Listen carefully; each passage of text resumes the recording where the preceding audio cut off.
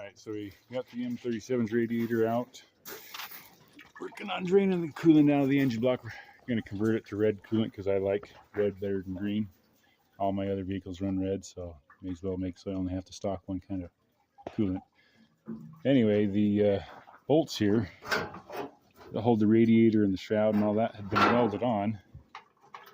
So I had to do some grinding to get them so I could fit a socket back on them to get them off. Some of them were worse than others, but that one I had to hammer the socket onto.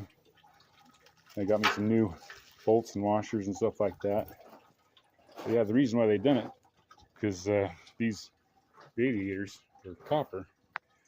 The old copper thieves like to steal your radiator when you're not looking, so the previous owner had welded the bolts to the radiator and the shroud to keep people from stealing them.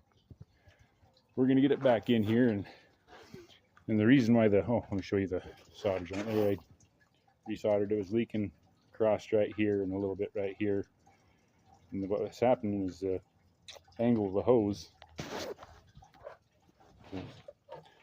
when it's hooked to the engine like that, the engine's rocking back and forth this way and putting pressure on that neck, which is causing tension and pressure there. So we decided we'd find us a different hose.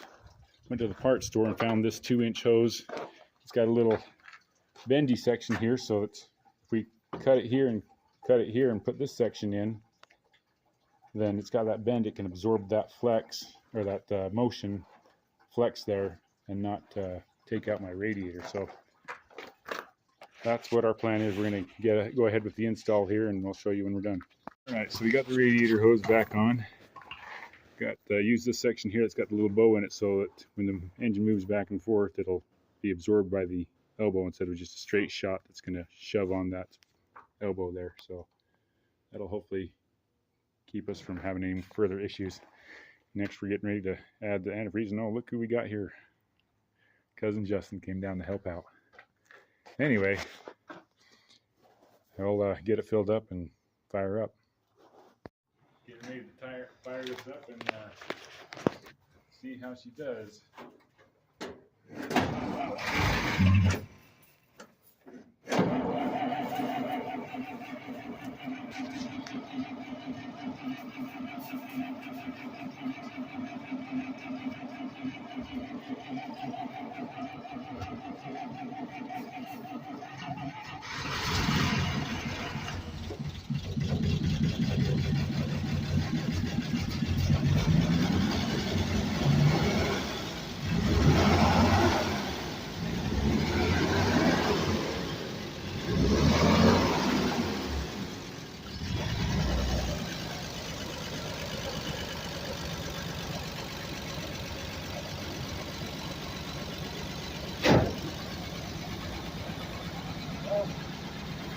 Coughed a little bit right at first, and then I didn't want to go, and then I took the choke off and it started right up. So I think it probably would have fired without even pulling the choke out to begin with. Pretty good. We'll gotta go for a little bit and watch for leaks. Okay, well, we got her running, and she's building pressure. In fact, she's building enough that we're leaking out fuel from closing in. So everything else is holding good, so I think we're ready for the road.